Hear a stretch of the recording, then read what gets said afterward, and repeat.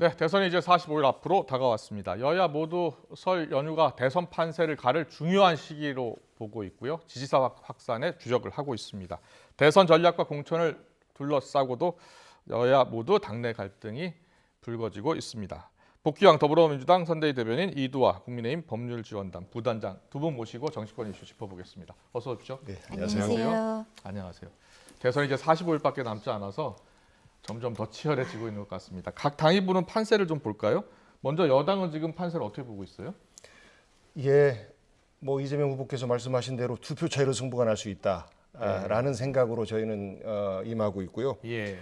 지난 경선 이후에 사실 바닥까지 떨어졌다가 차근차근 지금 올라오고 있는 중인데 한 2주 전쯤에 이제 국민의힘 내용 사태가 있으면서 약간의 반사이익을 받았던 측면이 있었던 것 같습니다. 예. 그러면서 이재명 후보가 좀 앞섰다가 그것을 안철수 후보가 흡수해가는 모양이 되면서 현재 이제 양 후보가 뭐 지지율 총합이 70% 정도에서 머물러 있고 그다음에 네. 이제 중수 후보가 약 20% 정도를 차지하고 있고 그리고 예. 나서 투표장에 가서 결정하는 10% 정도 이렇게 현재 이제 구분이 되고 있는데 지형이 다른 선거 때보다 좀 늦게 형성되고 있다. 이렇게 생각이 되고 있고요. 예. 대신에 이제 그 이재명 후보는 각종 여론조사에서 유능하다, 경제적 능력이 있다, 코로나 대응에 능력이 있다, 뭐 이런 평가들이 있어서 차근차근 설 연휴까지 민생 행보를 통해서 이렇게 추격을 해나갈 생각입니다. 네, 알겠습니다. 국민의힘은 이번 판세를 어떻게 보고 있는지 궁금합니다.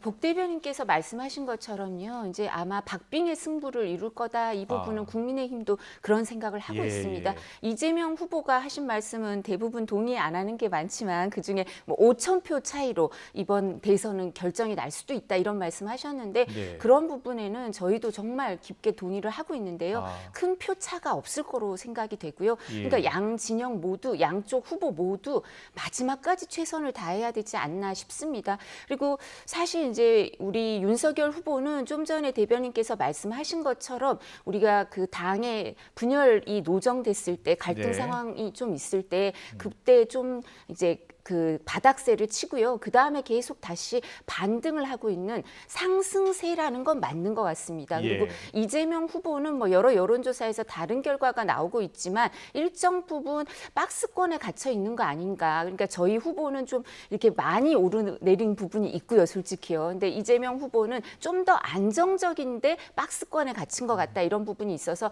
저희는 일단 좀 더 안정적으로 가야 되고요. 그리고 저희가 제일 많이 나왔을 때처럼 그리고 정권 교체 지지율을 모두 흡수하고 있지 못하거든요. 그 부분은 국민들한테 그 부분 좀 더 호소해서 정권 교체 지지율을 모두 흡수하기 위해서 노력해야 된다. 이런 부분 깊이 유념하고 있습니다. 네, 알겠습니다. 양당 모두 치열한 박빙의 승부가 예상되는 만큼 총력전에 지금 나서고 있는 그러한 모습인데요. 이재명, 윤석열 두 후보 어제 이 대장동 수사 관련해서 서로 공세하고 반격했습니다. 두 후보의 말을 차례로 듣고 오겠습니다. 제가 요새 지금 좀 이상한 사람 비슷하게 인식되고 있는 바인데 저 그렇게 무서운 사람, 나쁜 사람 아닙니다. 제가 지면 없는 죄 만들어서 감옥 갈 것 같습니다, 여러분. 검찰 공화국이 열립니다, 여러분. 국민들께서 다 판단하실 거라고 생각합니다. 없는 죄 만들어서 감옥 보내는 정권이 생존할 수 있겠습니까? 네, 이재명 후보는 검찰에 대한 비판을 고리로 윤석열 후보를 공격하고 나선 건데 이런 표현을 썼네요. 제가 지면 없는 죄 만들어서 감옥 갈 것 같다. 여러분 검찰 공화국이 열릴 것 같습니다. 이러면서 이제 지지층 결집을 좀 이렇게 유도하는 발언이 나온 것 같아요. 대장동 관련해서는 이재명 후보와 관련이 있다는 게 국민의힘 주장인데요. 이를 좀 적극적으로 반박하는 모습이네요. 예, 실제 과연 우리가 군사 독재 시대를 끝난 지 불과 한 30여 년밖에 안 됐는데 검찰 조직 출신이 국가를 운영하는 것이 맞는가라는 우려를 우리 국민들께서 많이 하고 계시고 예. 현재 뭐 양 후보와 관련된 수사들이 굉장히 지지부진합니다. 그래서 이런 것들이 검찰총장 출신인 후보에게 유리하게 작용하는 것 아닌가 이렇게 좀 판단을 하고 있고요. 예. 예를 들어서 우리 후보와 관련된 수사들이 깔끔하게 정리가 될 수 있는 문제들도 정리를 안 하고 있고 그리고 윤석열 후보와 관련된 뭐 고발 사주 의혹이라든지 그리고 그 부인의 도이치모터스 주가 조작 의혹이라든지 이런 것들이 언론에서도 윤석열 후보의 해명이 거짓이다라는 것들이 나오고 있음에도 불구하고 수사가 미진한 것들을 두고 이 검찰 공화국이 작동하는 거 아닌가라는 우려를 우리 후보께서 말씀하신 것이고, 그리고 윤석열 당시 검찰총장께서 그렇게 하셨습니다. 참고인 또는 피의자가 자살하는 이유는 검찰에서 세게 압박을 하면 내가 이것 말고도 뭐 또 잘못한 거 있나? 라고 하면서 자살에 이르게 된다. 이런 말에 대한 우려를 했고요. 특히나 윤석열 후보는 반문재인의 기치를 걸고 문재인 정부를 비판하면서 후보에 나왔기 때문에 사실 우리 측 지지자들 일부는 노무현 대통령의 그런 불행한 역사가 되풀이되지 않을까, 이런 우려까지도 함께하고 있다라는 말씀드립니다. 네, 윤석열 후보는 이와 관련해서 기자들이 물었더니 이렇게 이야기했죠. 없는 죄 만들어서 감옥 보내는 정권이 생존할 수 있겠느냐, 이렇게 반박을 했습니다. 윤석열 후보는 이제 국민의 판단을 믿겠다, 이렇게 얘기했습니다. 이재명 후보의 발언에 대해서는 이두아 부단장께서는 어떻게 보세요? 사실 지금 대장동 게이트를 이렇게 염두에 두고 하시는 말씀이 아닌가 싶은데요. 예. 대장동 사건과 관련해서 어제 보니까요, 광화문 근처에서 대장동 특검 1000만인 서명 운동을 벌이고 있더라고요. 그렇다면, 그리고 이 대장동 사건은 여론조사를 해보면 국민들이 특검을 하자라는 국민들이 더 많습니다. 근데 특검 수용에 찬성하는 국민이 반대하는 국민보다 많은데, 예. 그렇다면 국민들은 검찰이 수사를 제대로 안 하고 있다, 있는 죄를 덮는다, 이런 생각을 하고 있다는 말씀을 우선 드리고요. 예. 또 하나, 이재명 후보가 지금 하시는 말씀은 근거가 없고요. 제가 근거를, 팩트를 좀 제공해 드릴게요. 이재명 후보는 전과 사범으로 알려져 있습니다만 공직선거법상 저희가 명확하게 말씀드릴 수 있는 전과는 3개죠. 그중에 전과가 무고 공무원 자격 사칭 벌금 150만 원, 처분 일자가 2003년 7월입니다. 이때 대통령 누구십니까? 노무현 대통령 아니십니까? 도로교통법 위반 음주운전 벌금 150만 원, 처분 일자 2004년 7월 28일입니다. 대통령 누구십니까? 노무현 대통령입니다. 공용물권 손상 특수공무집행방해 벌금 500만 원, 2004년 8월입니다. 이때 대통령 누구십니까? 노무현 대통령이고요. 그때 그 민변 출신들이 다 대법관, 이렇게 많은 분들이 노무현 대통령 뽑아서 그 모두 다 합의하는 그런 분들이 대법관 계셨고요. 근데 이렇게 처분됐습니다. 그리고 송영길 여당 대표, 민주당 대표가 뭐라 그러셨습니까? 이재명 후보는 문재인 정부에서 탄압을 받아서 죽을 뻔했다. 그 대법원 판결 2017년에 나왔는데, 무죄 나왔는데 죽을 뻔했다라고 말했습니다. 이 사건 누가 수사했습니까? 문재인 정부에서 수사했습니다.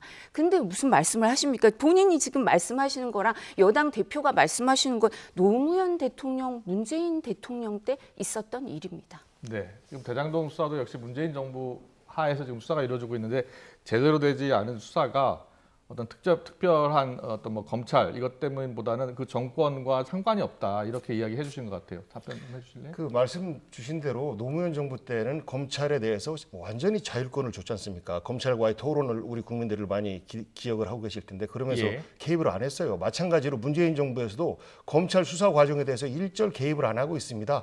그런 투명한 행정을 하고 있다라는 결과라고, 증거라고 보고요.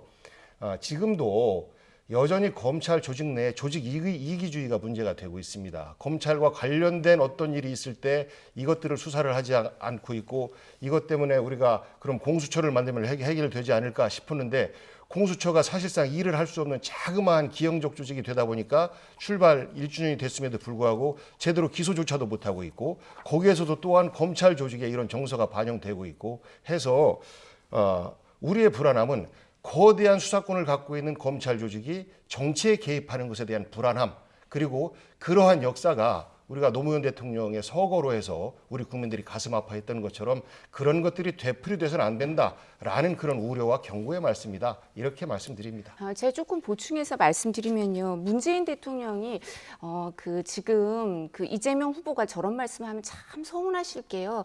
왜냐하면 문재인 대통령이 검찰을 생각한다, 이런 책을 쓰셨습니다. 김모 교수랑 두 분이 공저를 하셨는데요, 그걸 좀 읽어보셔야 될 것 같아요. 그 책에 뭐라고 하시냐면, 문재인 대통령은 노무현 대통령 때 민정수석도 하시고 대통령실장도 하셨죠. 민정수석은 대통령의 인사권 중에 검찰 관련 인사권을 일정 부분 그 부분을 들여다볼 수 있고 보조를 합니다. 근데 뭐라고 하셨냐면 검찰을 생각한다 책에 검찰은 인사권으로 조직 장악이 가능하다는 취지의 글을 쓰셨습니다. 그리고 문재인 대통령이 이번 정부 들어서서 장관들을 통해서 인사권 행사하실 때 거기에 대해서 어땠습니까? 보통 정부 때보다 인사 횟수가 훨씬 많았습니다. 그리고 지금 이룩해낸 방탄 라인이라고 일부 언론에서 그렇게 얘기까지 하는데요. 여기서 무슨 불만이 있으실 수가 있는지 문재인 대통령이 아마 답답함을 느끼시지 않을까 싶습니다. 예, 알겠습니다. 여기까지 그 사안은 듣고요. 다른 이슈로 좀 넘어가겠습니다.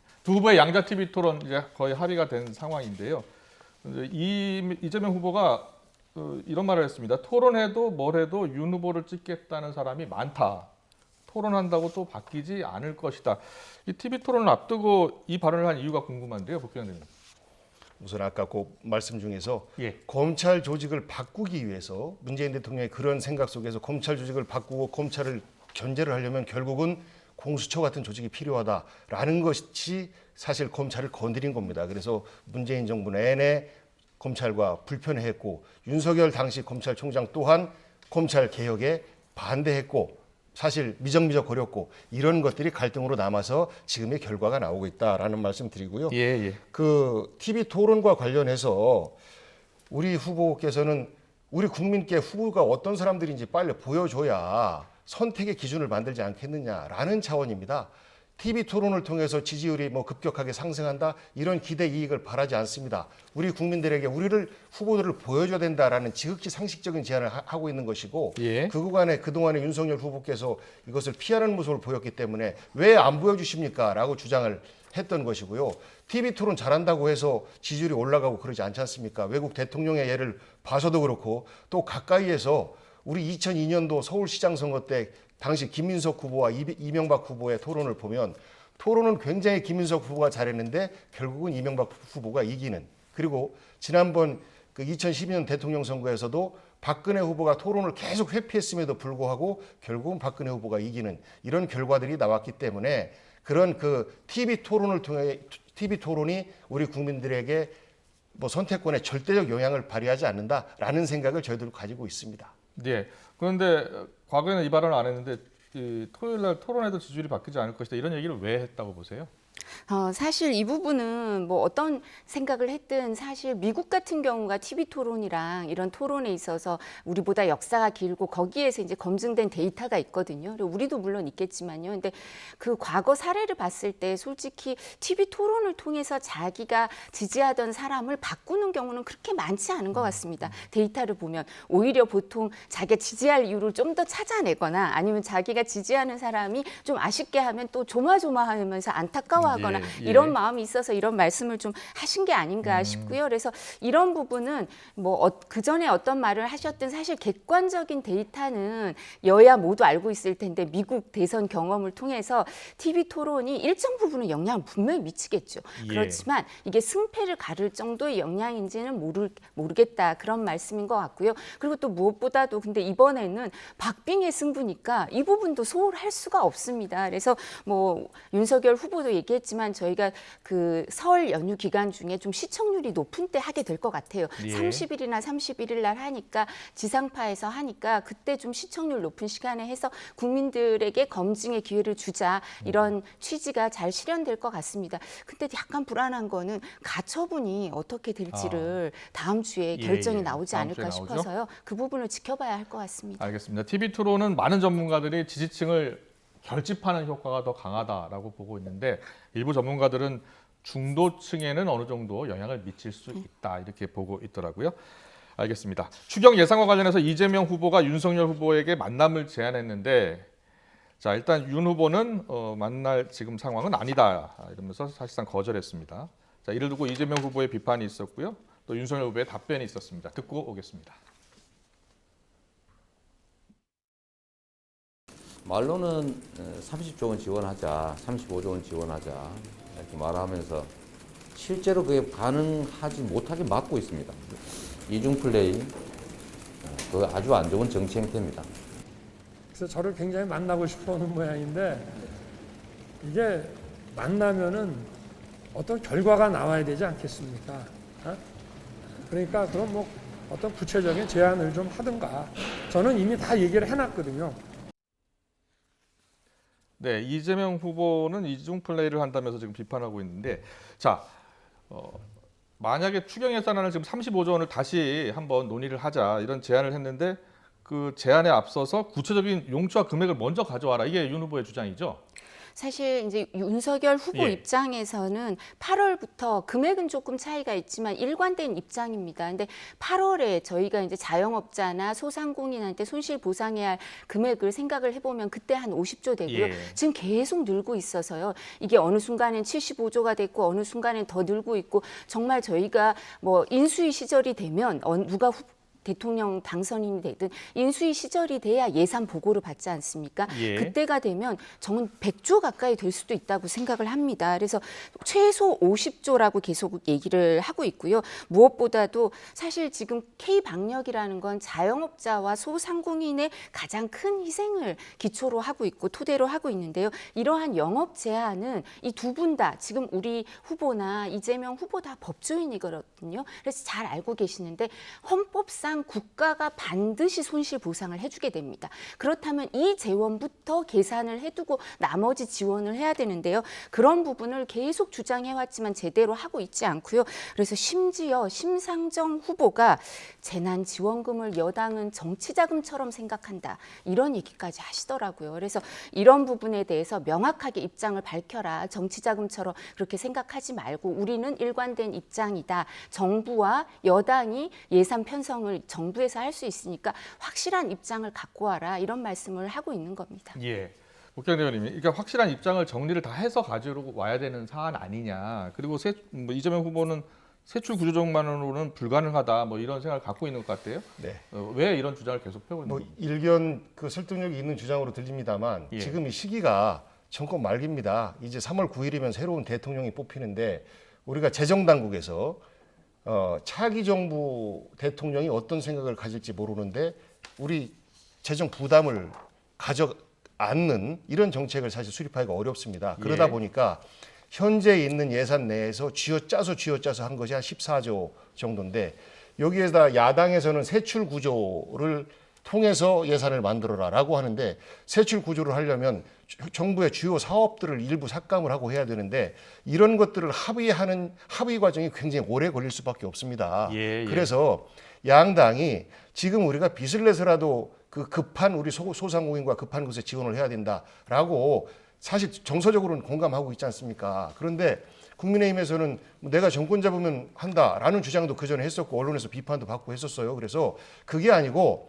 차기 정부를 운영할 수 있는 주자들이 다 모여서 지금 당장은 방식을 떠나서 약 뭐 최소한 35조 그 이상의 예산을 짜와라라고 요청을 하면 재정당국에서도 더 이상은 이걸 마다하지 않고 버티지 못하지 않을까 이런 순수한 생각에서 차기 대선 후보들의 회동을 이렇게 말씀하신 것이다 이렇게 받아들여 주시면 좋을 것 같습니다. 네, 알겠습니다. 저희가 좀 여쭤볼 사안들이 좀 있어서 다음 이슈로 넘어가겠습니다. 여야 당내 갈등 잠깐 보고하겠습니다. 홍준표 의원과 윤석열 후보 국민의힘 지난주 목요일 날 저녁에 만찬했죠. 2시간 반 정도 만났는데 원팀으로 가는 길로 접어들었다 이런 평가가 나왔는데 다음 날 바로 선대 본부와 홍의원의 생각이 좀 다르게 나온 것 같더라고요. 어떻게 지금 정리가 되고 있는 겁니까? 홍준표 의원이 이제 이 부분에 대해서 이제 어떤 분들을 비난하긴 하지만 후보에 대해서 직접적인 말씀은 안 하고 계시거든요. 그리고 무엇보다도 지난 월요일 날, 그러니까 회동하시기 전에 월요일 날 최고위원 회의에서 이 부분이 그 좀 수렴이 됐습니다. 그러니까 종로는 전략 공천의 필요성이 있다. 종로가 상징성도 있고 저희한테 그렇게 유리한 그 구도가 아니거든요. 종로는 저희가 해보면 예. 그렇기 때문에 좀 어려운 지역이어서 전략 공천이 필요하고 지난주 목요일 만나기 전에 월요일 월요일 날. 월요일 날. 나머지 지역에 대해서는 여론조사 경선이 원칙이다. 예. 이런 입장을 최고위원회에서 정리를 좀 했습니다. 그리고 또 대구 중남구 얘기가 나오는데 대구 중남구가 벌써 경선에 참여하겠다고 의사를 밝힌 분이 20명이나 돼요. 20명이나 됩니다. 이런 문제가 있어서 당 입장에서는 그리고 후보는 그래서 당 대표한테 이 부분에 대해서 공관위를 구성할 때 그 공관위원장은 사무총장이 하는 게 적절치 않겠냐. 원래 사무총장이 이제 공천관리위원장을 예. 보통 하니까요. 근데 나머지는 공정한 공천을 했으면 좋겠다. 근데 후보는 되도록이면 관여를 안 하겠다. 이렇게 입장을 밝힌 바가 있어서요. 그래서 목요일 날 그 뭐 전략 공천에 대한 얘기를 일반적인 의견을 홍준표 의원이 후보한테 전달하실 수는 있는데 예. 너무 구체적인 말씀을 하시면 이런 큰 원칙이 정해져 있었으니까 좀 곤란한 점이 있지 않았나 했고요. 근데 이준석 대표가 그 대구 중남구에 이제 홍준표 의원이 추천한 분도 지역의 인지도가 높고 시장까지 나가시려고 했던 분이니까 중남구에 경선 후보로 들어와서 같이 하시면 되지 않겠냐 그 얘기를 하면서 이준석 대표 입장도 당 대표나 대선 후보까지 했던 분이니까 홍준표 의원과도 접점이 생길 거다 이런 말씀을 하고 있습니다. 네. 홍준표 의원 같은 경우에 선으로 이야기한 내용이 이른바 윤핵관을 통해서 흘러나오면서 나에 대한 공격으로 지금 이어지고 있다. 상당히 서운한 감정을 드러낸 것 같더라고요. 근데 이제 이 부분에 대해서 입장을 밝힌 분이 제가 아까 말씀드린 공관위원장을 하실 그러니까 사무총장이 원래 공천을 이제 관장을 하니까 그 시스템을요. 사무총장이 그 선대위 연석 회의에서 입장을 밝힌 거거든요. 그래서 윤핵관이라고 표현을 하시니까 권영세 총장이 언제 윤핵관이 되셨나 이제 윤핵관이신가 싶기도 하고요. 제가 아까도 말씀드렸지만 공정한 경선 이게 이제 이 부분에 대한 그 공천에 대한 최고위원회나 아니면 당의 기본적인 어떤 흐름이기 때문에 이 정도 의견 수렴이 이루어진 부분이니까 홍준표 후보께서 조금 이 부분을 늦게 아신 게 아닌가 하는 안타까움이 있습니다. 네, 알겠습니다. 계속해서 민주당 좀 물어볼까요? 민주당의 이제 봉희 김선달 발언으로 불교계와 갈등을 빚었던 정청래 의원. 그런데 정청래 의원 발언 가운데 이핵관이 찾아와서 자진 탈당을 권유했다는 말이 나왔습니다. 민주당에서도 좀 이핵관 논란이 지금 불거지고 있는 거죠? 이핵관이 있는 겁니까? 이핵관 논란은 정청래 의원 혼자만 제기를 하고 있는 것이고 예. 저희들이 이렇게 보니까 아마 가까운 사람이 가서 당을 위해서 정 의원이 조금 차라리 스스로 비켜주면 안 되겠느냐라는 개인적인 의견을 얘기를 했는데 이것이 이제 감정을 자극했는지 이거를 자극적인 표현으로 상대 당을 공격하는 프레임을 우리 당으로 끌어와서 이핵관이라는 표현을 쓴 것 같은데 이 부분은 사실 당인으로서 매우 적절치 못한 표현을 한 것이다라고 우리 당원들뿐만 아니라 뭐 당직자들 뭐 마찬가지로 생각을 하고 있고요. 다만 이 문제가 불교계를 사실 감정을 건드린 꼴이 됐는데 이 본래 문제는 국립공원 입장료를 어떻게 할 것이냐 이 부분은 사실 20년, 30년 전부터 우리 사회가 풀어야 될 숙제임에도 불구하고 또 이 입장료가 불교계 예산의 큰 부분을 차지하고 있어서 이게 종교와 정치가 어떻게 조화롭게 해결을 해야 되느냐라는 것이 문제의 본질인데 이것을 사실 마치 불교계의 모든 문제가 있는 것처럼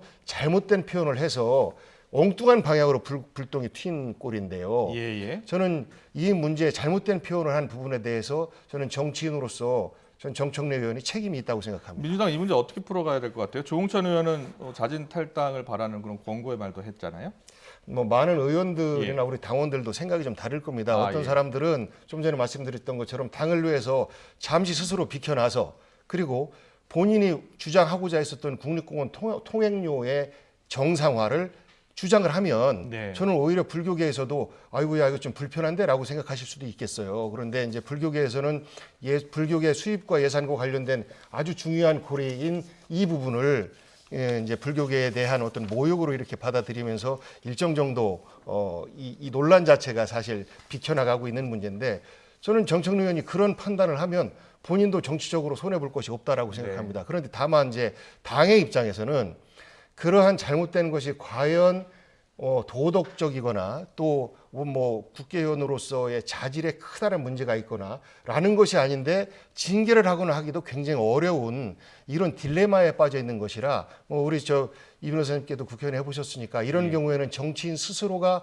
결단해서 우리 사회의 어려움을 풀어주고 정치 어려움을 풀어주는 것이 도리 아닌가라는 생각을 가지고 있습니다. 정 의원은 절대 탈당하지 않는다고 얘기하더라고요. 알겠습니다. 양당의 최근 내용 상황을 두 분께 여쭤봤습니다. 다음 사안 넘어가겠습니다. 법원이 윤석열 후보의 배우자 김건희 씨에 대한 통화 녹음 파일 지금 대부분을 방송을 해도 된다 이렇게 지난주에 법원의 결정이 나왔죠. 서울의 소리 대표 또 김건희 씨 입장을 차례로 듣고 이야기 나누겠습니다. 저희 보기는 전체 공개해도 되겠다 이렇게 생각합니다. 이번 일요일 날 스트레이트가 결방되니까 대신 저희가 그거 역할을 좀 하고 사적 대화는 국민들의 알 권리인 공적 관심사에 해당하는 것이 아니라 사생활 보호 영역에 해당한다고 할 것입니다. 네. 지금 김건희 씨 법률 대리인이 또 이렇게 이야기하긴 했는데 국민의 알 권리인 공적 관심사에 해당하는 것이 아니라 사생활 보호 영역에 해당한다 이렇게 주장을 하고 있습니다만 법원은 일단 결혼 전 사생활 관련 의혹도 국민적인 관심사가 돼서 사생활을 보기 힘들다 이런 결론을 내린 거죠. 이화 대변인. 사실 이 부분에 대해서는 법원에서 저희는 좀 아쉬움이 있죠. 왜냐하면 예. 이게 정상적인 취재였는지 취재 윤리에 위반되는 그런 취재가 아니었나 이렇게 생각을 하고요. 예. 사적인 대화로 유도해서 녹음을 해서 녹취를 공개하는 게 정말 검증의 그 후보자 배우자 검증을 이렇게까지 해야 되나 이런 의문을 가질 수밖에 없지만 법원의 판결에 아쉬움은 있지만 이 부분은 존중해야 되는 거고요. 네. 근데 무엇보다도 MBC는 2차 방송을 하지 않았는데 이제 이 부분 서울의 소리 측에는 이렇게 더 광범위하게 인정을 해준 부분은 아무래도 MBC가 사실 하청을 받은 거나 다름없었잖아요. 그러니까 원녹음 소지자고 그리고 언론에 대해서는 사전 억제가 바람직하지 않다 이렇게 생각을 하고 있는 것 같습니다. 이런 판결 법원의 정신은 어디에서도 확인이 되냐 하면 굿바이 이재명이라는 서적에 대해서 민주당에서 출판금지 가처분을 했는데요. 그게 기각되면서 이재명 후보의 모든 부분, 사적인 부분이라고 주장하지만 그게 아니라 모든 부분이 후보자니까 감시 대상이다, 검증 대상이다 이런 표현을 결정문에서 써요. 그리고 뭐 유동규와의 관계, 대장동과의 문제, 뭐 정신병원 입원 압박 이런 문제를 결정문에 다 쓰면서 민주당 주장이 근거가 소명이 안 됐다. 그러니까 이런 부분에 대해서 계속 논란이 있고 검증을 다 해야 되는 부분이다라고 주장을 하는 것처럼 이제 후보자 본인은 후보자 배우자보다 더 엄격하겠죠. 그래서 이 출판금지 가처분이 기각이 됐는데요. 이런 부분에서 법원이 대선을 앞두고 일정 부분 검증은 좀 더 많이 이루어져야 된다. 그리고 사전 억제는 바람직하다, 바람직하지 않다라는 입장인 거 아닌가 싶습니다. 네. 민주당 국회의원 대변인. 예, 뭐 MBC이기 때문에 일부만 하고 열린 공감이기 때문에 뭐 더 많이 하고 하는 판결은 아닌 것 같고요. 아니요, 그건 좀 다릅니다. 방송과 왜냐하면 MBC는 상관없이 그런 판결을 내렸다라고 다릅니다. 보는 것이 아니요, 좀 다릅니다. 객관적인 시각 같고요. 예. 그러니까 그동안에 이것을 사적 통화다라고 계속해서 주장을 하고 계신데 저는 어디 기자입니다라는 말씀을 분명히 하면서 대화를 시작했어요. 그래서 기자임을 모르고 그렇게 대화했을 리가 없다. 그리고 대화 내용을 보면 어떤 부분에 대해서는 본인을 방어하고 또 어떤 부분은 사실 개인적인 대화처럼 이렇게 하고 있는데 저는 이 기회에 김건희 씨가 당당하다면 본인에게 있는 그런 뭐 유흥업소의 의혹이라든지 그리고 무속인과의 관계 의혹이라든지 그리고 도이치모터스와 관련된 의혹이라든지 이런 것들을 해명할 수 있는 기회로 삼으면 우리 국민들이 3월 9일 날 투표장에 가서 훨씬 더 편안한 마음으로 후보를 선택할 수 있을 텐데 이것을 안 하려고 하니까 그렇습니다. 감추려고 하니까 문제가 되는 겁니다. 비선 실세에 대해서 우리가 문제를 삼는 것은 당당하게 공식적 라인에서 선거운동을 하면 상관이 없는데 뒤에 숨어서 어떤 역할을 하기 때문에 그것이 지난번 박근혜 탄핵 때의 어떤 비선 실세 이런 것들을 떠올리게 하니까 그러한 대한민국을 다시 만들어서는 안 된다라는 우려를 전달하고 있는 것이고 이번에 법원의 판단은 지극히 상식적으로 나왔다라고 생각을 합니다. 제가 한 말씀만 보충해서 설명을 드리면 후보자 배우자는 비선 실세가 아니죠. 그래 똑같이 취급을 하시면 안 되고요. 예를 들면 김정숙 여사가 선거운동 기간 중에 그 드루킹이랑 관련된 경인선 가자 그런 녹화된 장면도 있지 않습니까? 그러니까 여러 가지를 알고 계시는 거죠. 그리고 또 김혜경 씨도 보면 그 여기 MB 상암동에 모 방송국에 와서 토론회 할 때 경기도지사 후보 때요. 이재명 후보랑 같이 엘리베이터를 타면서 상대 후보에 대해서 참지 마, 고소해버려 이런 취지로 얘기하시는 부분도 있습니다. 그리고 실제 고소가 이루어졌어요. 근데 그렇다고 해서 저희가 비선 실세란 말 안 합니다. 후보자 배우자도 일정 부분 이런 부분에 대해서 의견을 표명할 수 있죠. 그렇지만 그게 관철되느냐 아니냐는 후보자의 판단인 거고요. 그래서 그렇게 말씀하시는 건 부적절한 것 비선 실세의 같습니다. 한 예가 네트워크 본부를 해체하면서 사실상 건진도사라는 분이 그 비선 네트워크 본부의 실질적 책임자 아닌가라는 의혹 또한 국민들이 가지고 있습니다. 그래서 예. 투명하고 당당하게 네. 공식적 라인으로 선거운동을 하면 우리 국민들이 우려를 안 하실 텐데 그 비선 실세 부분하고 지금 말씀하신 부분하고 영 다른 차원의 말씀을 그러면- 하고 네. 계셔서 아니요, 아까는- 우리 예, 국민들 알겠습니다. 지금 현재 보시는 분들이 저희가 지금, 좀 헷갈리실까 봐서 바로 잡습니다. 뉴스를 제가 또 전해드려야 하나 됩니다. 말씀을 드리면 건진법사랑 관련해서 그 건진법사가 소속된 협의회에 사무총장 1인자는 건진법사의 민주당에 처남도 계시잖아요. 있고 민주당에 건진법사의 계시잖아요. 딸도 김건희 그 배우자와 함께 일을 했던 이런 정황 증거들이 나오고 있어요. 자원봉사자를 네, 저희가 이두화 가르칠 부단장님, 수는 네, 없고요. 알겠습니다. 아니, 그 다음에 1인자가 또 여기 모시면 민주당에 됩니다. 있습니다. 다음에 한 번 더 출연해서 한 번 더 말씀해 주시죠. 네, 이만큼 지금 선거가 치열합니다. 알겠습니다. 여기까지 듣겠습니다. 복귀양 대변인님 그리고 이두화 부단장님과 함께했습니다. 잘 들었습니다. 고맙습니다. 고맙습니다. 감사합니다.